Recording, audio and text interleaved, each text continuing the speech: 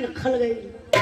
पहलवान भैया आज भी वो अखाड़ा कायम बा सारनाथ में, बनारस सारनाथ में बहुत बड़ा अखाड़ा बा।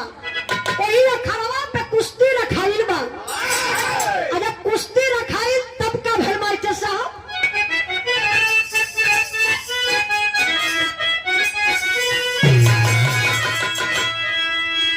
दिल बड़ा खुश भेल। ये हमार माई लोग बैठे नहीं, बहन बैठे नहीं, दीदी बैठे नहीं। ये गीत बड़ा बढ़िया लगल बा, जौने गीत के हमार माई बहन लोग गावेली। कैसे गावेली मास्टर साहब?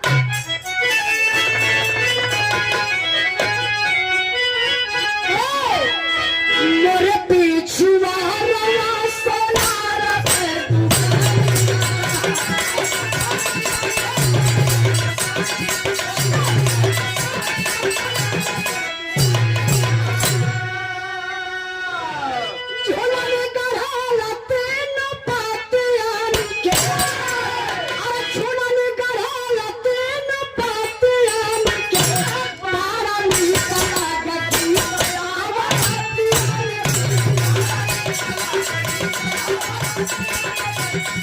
मास्टर साहब,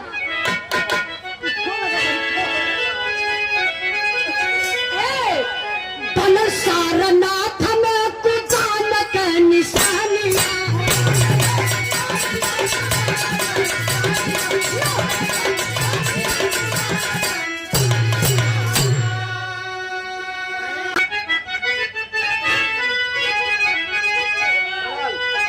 बन सारनाथ में कुदान के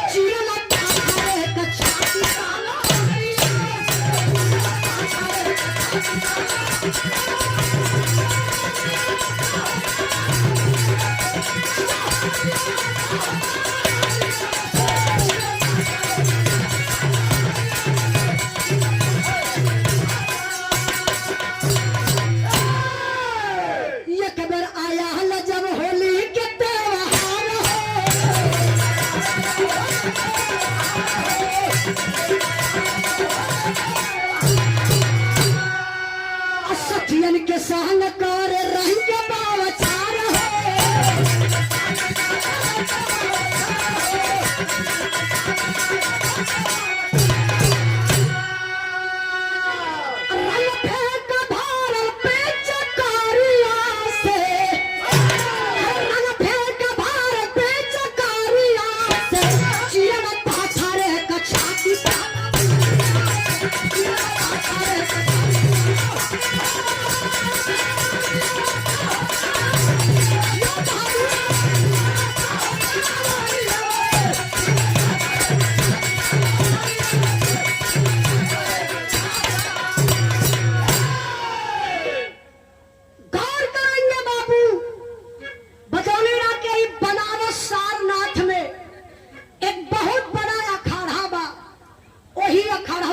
कुश्ती रखाइल।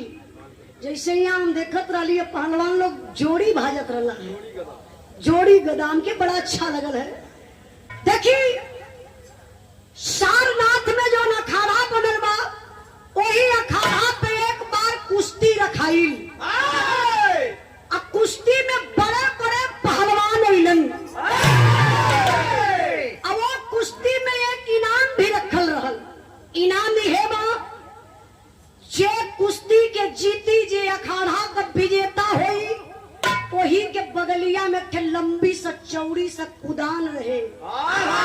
कहा जे ये कुदनिया के फान जाई एक बार में, मतलब दोनों का विजेता जे होई अखाड़ा और कुदान का, जे दोनों का विजेता होई ओके मुंह मांगल इनाम दिहल जाई। बड़े बड़े पहलवान अइले अखाड़वा तो लड़ रहा बाबू बड़े आराम से, लेकिन जब कूदे का नंबर आवे तो केहू को हिम्मतिये ना पड़े, सब लोग कदम पीछे हटाए ले। और नंबर याद है लोरिक का, लोरिक निवोटा कसलन, जंघा पे ताल ठोकलन, अखाड़ा पे चढ़ के जाए के पहलवान से हाथ मिला लेलन। जवन कुश्ती रहल 20 मिनट के, लोरिक 2 मिनट में फाइनल कर दहलन। अब नंबर आए गल कुदनिया का कि जब कुदान कुदबा तो मुंह मांगल इनाम मिली। लोरी कहला ऐसे कुदनिया देखत हुआ तो मजे के गई। लोरी कुदनिया देख के पहलवान भैया ऐसा हथवा ऊपर कहले। वो काहे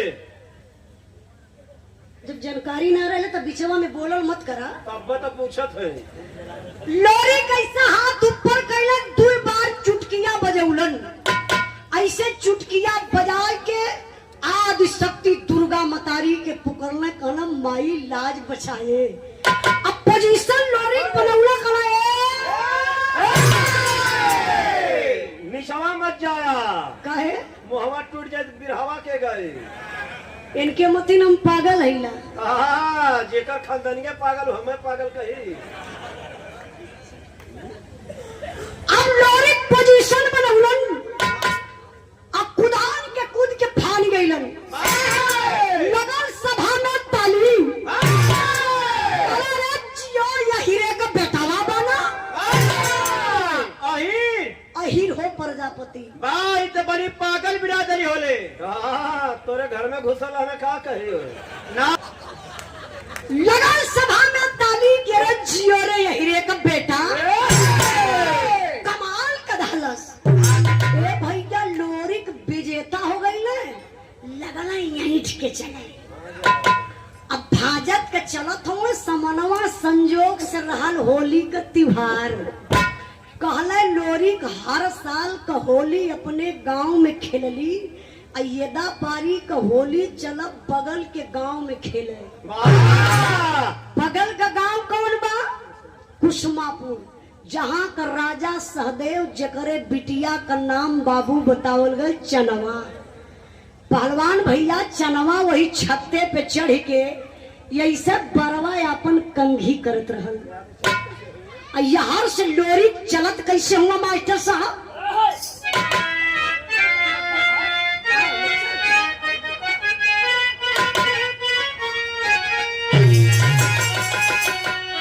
अरे कोई कहतरी सोता किया जमावले कि कोई कहतरी सोता किया जमावले अमृत डालली जो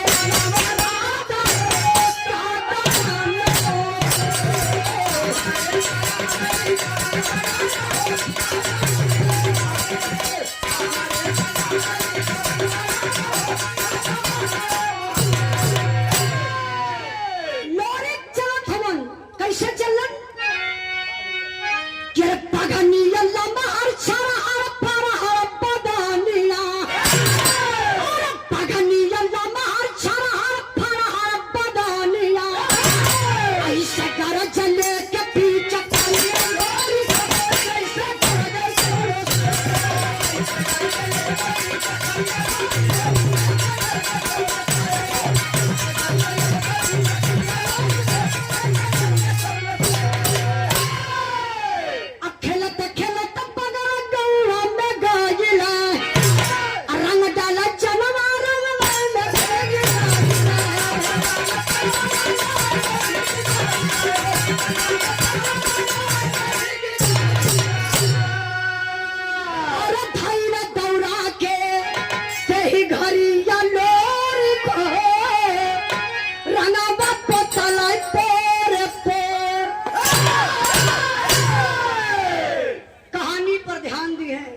कहानी छूटे न पावे। लोरी चलन हमें कुसमापुर में होली खेले बदे 5-6 गो लवंडन के लेहलन। वाह नाचा वालन के लवंडा का मतलब समझत होगा लोग ना। लवंडन का मतलब 4-6 गो लइकन के साथे लोरी कुसमापुर में चलल हुआ। और जब कुसमापुर में पहुंचना राजा सहदेव के, जो राजा सहदेव का बिटिया चनवा रहल छत पे, और चनवा कन्नी गहिया लोरी के ऊपरा पड़ल। चनवा कहलस कहोई 5-6 गो लड़का हो, ये माँ एगो ही मरद बा। कहा कि लड़का बा कि मरद बा कि कौनो देवता बा। अच्छा तो लोरी का बनावट बड़ी गजब न रहल बाबू। पर से सोचत बा समझ ना पावत बा, और लोरी का बनावट गजब रहल। आज के मर्दन में पहले के मर्दन में पहलवान भैया बहुत ही अंतर हो गया। आजकल का मर्द आप लोग नाप लिया देख लिया, पहलवान भैया अगर केहू सबसे ज्यादा लंबा होई 7 फीट के ऊपर केहू मिली ना, 7 फीट के नीचे में। अब जरा ये सोचल जाए आप लोग कि लोरी के साथे जो बठवा चमार रहत रहल, बठवा चमार सबसे छोट मर्द 18 हाथ लंबा। अब बठवा चमार भाई सबसे छोट मर्द 18 हाथ लंबा, तो लोरी कितना लंबा रहा वही है? 18 दूनी 36 हाथ। यह गल इंची टेप लेके नापे है। लोरी के लोग बतावे कि 20-25 हाथ लंबा मर्द। पहलवान भैया वो पहाड़ जैसन चौड़ी छाती, चढ़ल मुसुक, टूटल कान, मोटका गर्दन, मट्टी मट्टी जांग बाबू ने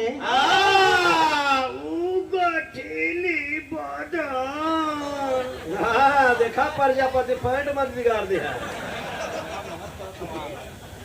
ओ गठीली बदन।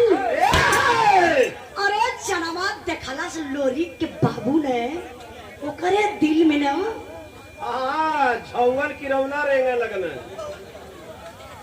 लगल 61-62 चले। अब चनवा देखला छत्ते पर से बाबू का कहिया जवर रहल, पहलवान भैया इसे छूट के गिर गई नीचे। अब वही से ताकत है, सोचत क्या चलाओ कि हाय राम, अगर ये मर्द हमरे जिंदगी में मिल जाता ना तो 2 चौकी आराम से रोक तोड़ा। अच्छा काहे बदे लड़के हो? अच्छा वो कौन थे होला ना, गद्दा वाली कुश्तियां थे होले को। चनवा सोचत है कि अगर इनसे हमार बियाह हो जात, कहीं भी लड़ाई अगर लड़ाई के रहत तो चुटकिया बजाए के जीत जाते हैं। अब तब ले तो लोरी करीबाई गई है। चनवा गई चीन कल, अरे इतना गढ़गौरा का लोरी खौआ हो। तबले पहलवान भैया गई चनवा बल्टी में रंग भरलस। भर बल्टी का रंग लेके भैया ऐसे वही बरजा पे खड़ी बा, लोरी के जैसे बरजा के किनारे अइले तबले भर बल्टी का रंग चनवा ऐसा करत है। लोरी अरे मोरी मारी रे। अब 3-4 कदम पीछे लोरी खट गई। कल साला रंग वो भी ललका रंग गिर रहा है और कोनो कलर ना रहे। अरे तो शटकदार होला। काले साला रंग अत्ता वाले भैया लोरी कन्नी गहिया ऐसा छाता पे पहुंचल। लोरी कहला अरे बाप रे बप्पा, ये तो खाली में कसी पहले है ये मर्दे। कैसे पता रे मर्दे? निचवा से झांकत रहना लोरी। लोरी कहला अरे बाप रे बप्पा, ये तो बड़ी फूहर है ये मर्दे। अच्छा तो चनवों का गजब बनावट रहा पहलवान भैया। हई चाचा दादा लोग जाने न कब का वही संघर आता रहने लोग। चाचा दादा लोग ऐसे जाने न कि ये लोग पहले लड़की गावे इनाम उनके जानकारी ज्यादा। अगर हमारी एको पॉइंट गलत बोल देला ना तो फोन करके घर वाले लोग कहिए बिटिया जो ना बिरहवा थे गौलू लोरी वाला चनवा कैसा रहली ना बतौलू। तब कबो कबो पहलवान भैया बतावे के पड़ेला कि चनवा इतनी सुंदर रहल लगे कि मालिक एकदम फुर्सत में गढ़ले होंगे। चनवा का गजब बनावट लोरिक से 1 इंच पहलवान भैया छोट रहल चनवा।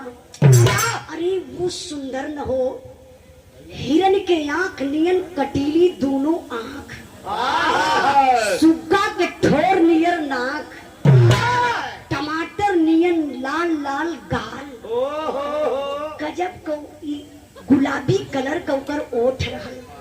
अब पहलवान भैया या ठेंगुर का तो खाली है गर्दनवा रहल। ओ गजब का गोलका कपार। अरे वो पतील का लम्हार छमहार भैया न हो देखे में लगे कि सफेदा का बोटा हो। हाँ हो छुआ हुआ निहारत हो। चनवा का शरीर बिरन न। अरे वो गोरकी बदन न हो भैया। धानी कलर का सरिया जो पहले रहल वही में से बदनिया छलकाए। लोरी काले की है रंगवा फेंकलू है ना आप तू बचबू ना। मेहरारू का जात भैया चनवा यह सरिया उठौले ऐसे नचरा थे। लोरिक समझ ही गई यहू का मनवा। अच्छा का मनवा रहा? अरे होली खेले को लोरिक समझले कि इहो होलिया खेली। अरे तबले तो लोरिक दौड़ाए न लहन। कहाँ हो? नदी के किनारे। आप तो फायदा उठा रहे हुई हैं। अब लोरिक चनवा के दौड़ौलन छत पे 3-4 फेरा जब दौड़ौलन मेहरारू का जात चनवा लगल हाफ है।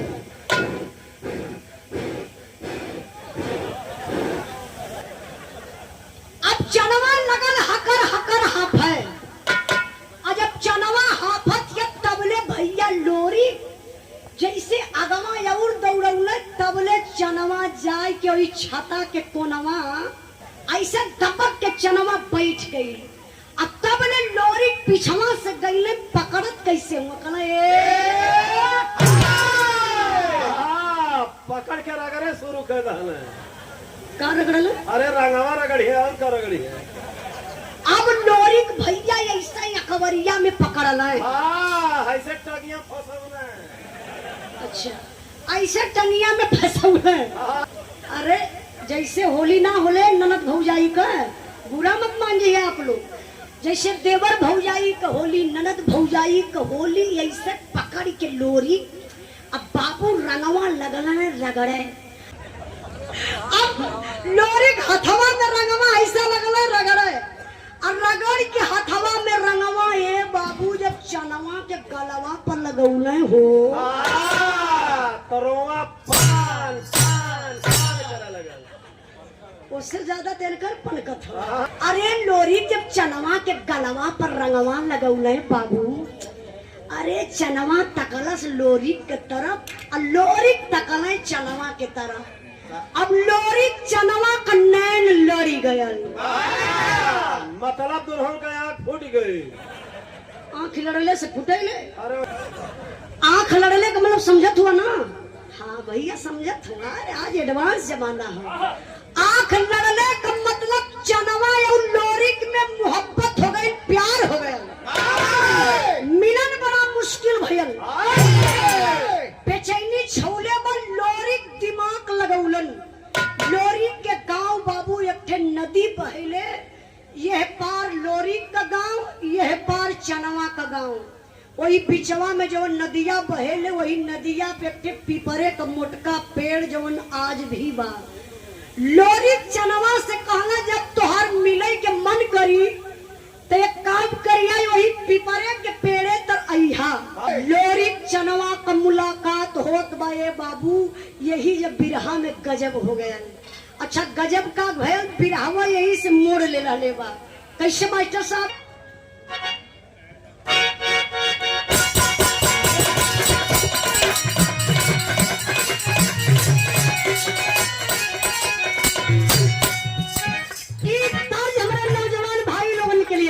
कैसे हम भाई मजन प्यार प्यार से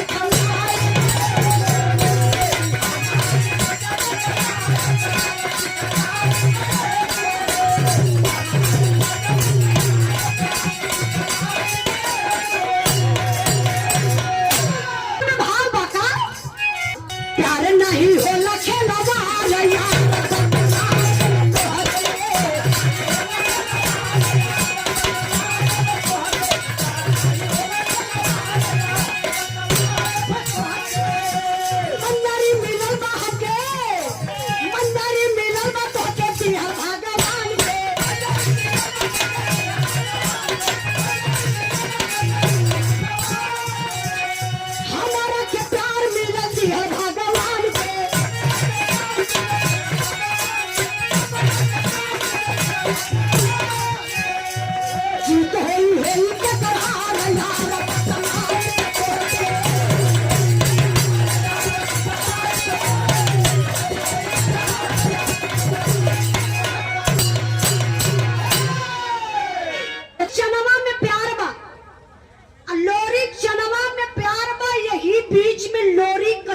सबके बिटिया का इज्जत लूट लेत बा।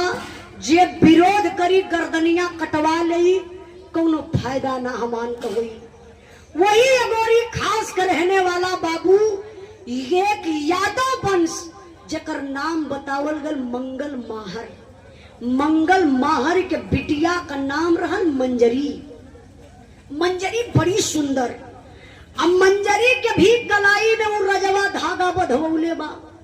मंजरी घर में सयान हो गई। रजवा का नियत गड़बड़ात बा। सोचत बा कि मंजरी का बिया होखई वाला बा। जौने दिन एकर बिया होई एकर इज्जत सरे आम लुटाई। ए बाबू धरती पर चाहू कितनो गरीब बाप हो लेकिन अपने इज्जत के लिए मर मिटी। हम बताई ला चाहे गरीब इंसान हो चाहे अमीर इंसान हो सबकर इज्जत एक समान होला। बेचारो मंगल माहर परेशान भइलन। कला काई धरती बीरन से खाली हो गई का? कौनो यही तैयार न हो ये से शादी करे के मंजरी से ना तैयार हो। मंगल माहर का एक शर्त रहल कि हमरे बिटिया से बियाह हुए करी जे राजा मुलागी से लड़ाई लड़ के डोला के सुरक्षित लेके जाई। लोग कहाँ जान बचे लाखों पाए, जिंदगी रही तो बड़ी शादी हुई। लोरी सॉरी मंगल माहर का साला मतलब मंजरी का मामा शिवबचन जी कहले कहो एगो लड़का बलिया में सुन ले हिला हवे जौने लड़का का नाम लोरी का बहुत बड़ा पहलवान बा। चलता हो सकत कि हमान का समस्या हल हो जा। कहानी एकदम शॉर्ट में समझी बाबू। अब मंजरी के पिताजी अइले रिश्ता लेके लोरी के गांवे बलिया में गढ़गौरा गांव में सदिया लोरी तय कलन। डेट आयल बाबू बारात लेके लोरी पहुंचल हम अगोरी खास सोनभद्र में। शादी बड़े शांति से भइल लेकिन जब सुबहिया का डोलवा उठल मंजरी का विदाई भइल तब ले बाबू कोनो चुगुला जाए के चुगुलाई राजा मुलागी से कह दहलस। काला राजा सूतल हउवा माने मंजरी का डोला उठ गल बा। ललकार दिया राजा कलश करे कौने यही रे कम्बा ये दूध पियावले बने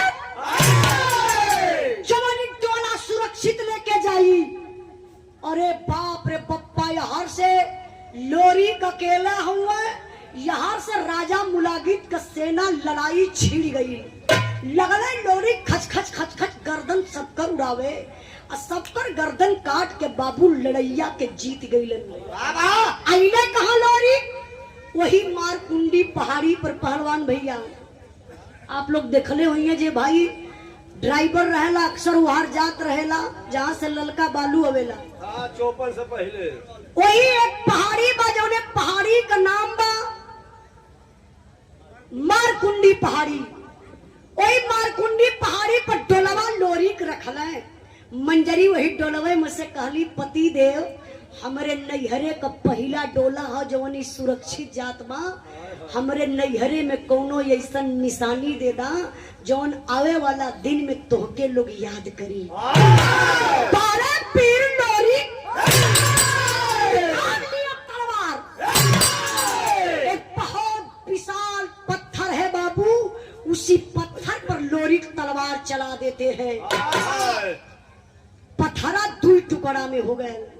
देखिए कोई काल्पनिक कहानी नहीं, अपने यादव वंश का ये इतिहास है।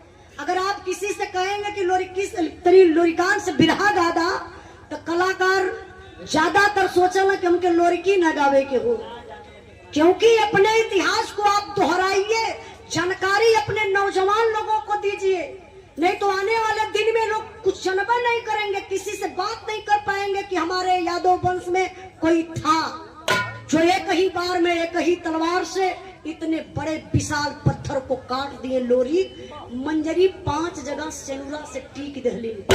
लोरी के नहीं के बाबू अइले बारात वापस कहा अपने गांव में गढ़गौरा गांव में। नात रिश्तेदार जुटले हुआ हो भैया, तबले तब पता चलल चनवा के जोन प्यार करत रहल याद हो ना। चनवा कलश कहो ममवा प्यार कैलस हमसे, बियाह कैलस मंजरी से।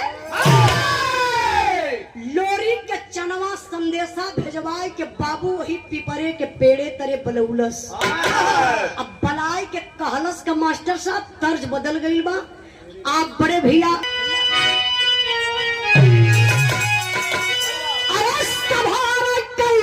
लोरी के बिरवा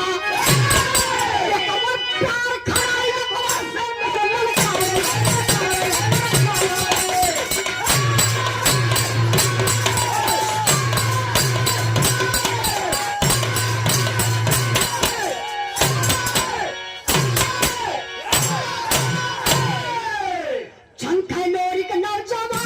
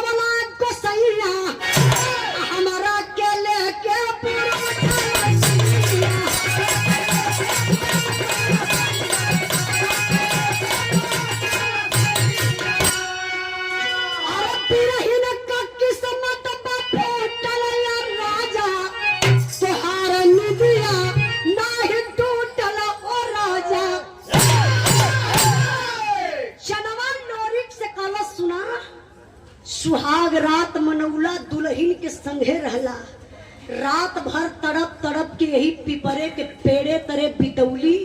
और तो से पहले 5 जगह हई देखा पिपरे के पेड़े के सिनुरे से टीक धली। तो के छोड़ब ना बाजी जीत गईली। यह कलाई पकड़लस बाबू लोरी के खिंचले चनवा जात बा। वही धीरे धीरे समय बीत गई 20-25 साल का दिन। अब चनवा पकड़ के कलाई खींचत बा। अब तब न लोरी कन्नी गहिया पहुंच गए बाबू बड़के भैया समरू दादा पर। समरू दादा वही गैयन के चारा चलावत रहलन। जाय के लोरी समरू दादा का पैरवा छुअत होए। जिया बारे समरू का सार हेलो ऐसे पैरवा छुअलन। समरू दादा एक बेरी चनवा के देखा एक बेरी लोरी के देखना। समरू दादा का ना लोरी का एक पे एक फ्री हकारे करे ई कौन मारे बोल बोल बोल कहां से आई। लोरी का तो दादा यह चनवा बा यही से प्यार करत रहली। हाय हाय हाय बाजी हार गईली दादा। लेके चनवा पूरब जात के समरू दादा लगल है रोए हो भैया।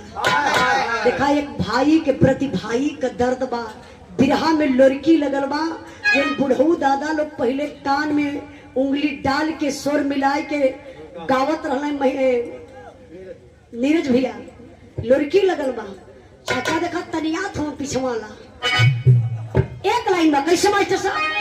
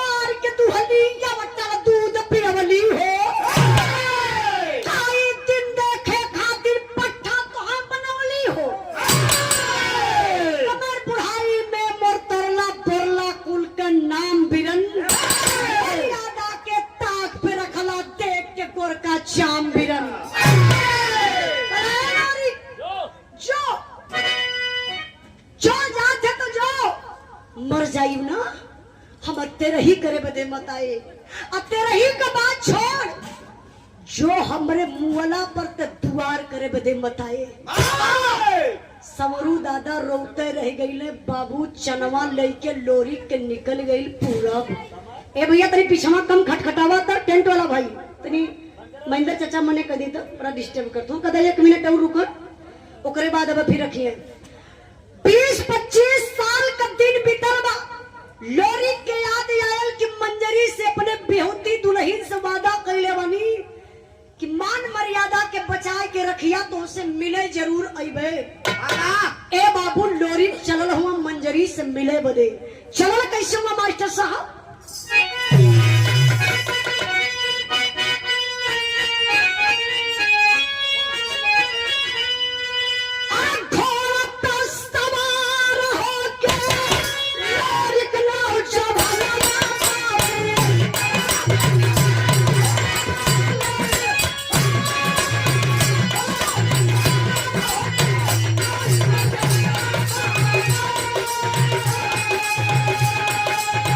अपने घर के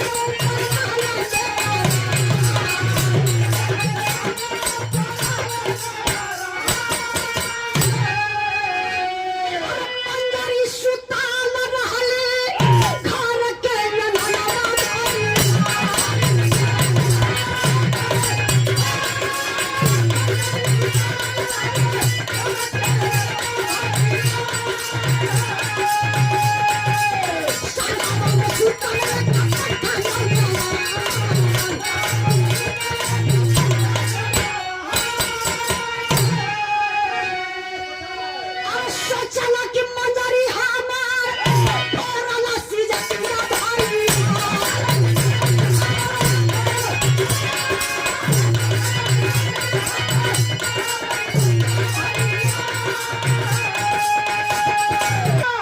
जब लोरी कैले पूरे गांव का हाल चाल ले लहले जब अपने अंगना के बीचों बीच अइले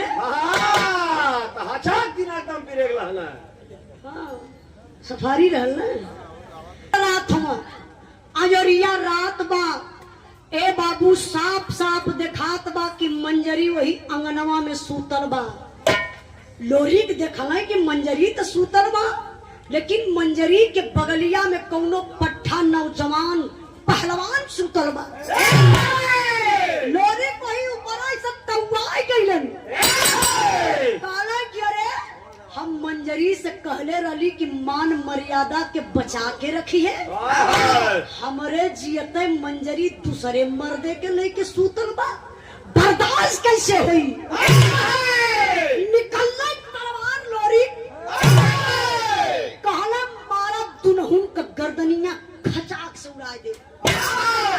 लोरी जब ऐसे तड़ले तलवरिया ना बाबू तब तक यही आदि शक्ति दुर्गा मट्टारी बड़े विशाल रूप में प्रकट भइली खींच के लोरी के मरली ये तमाचा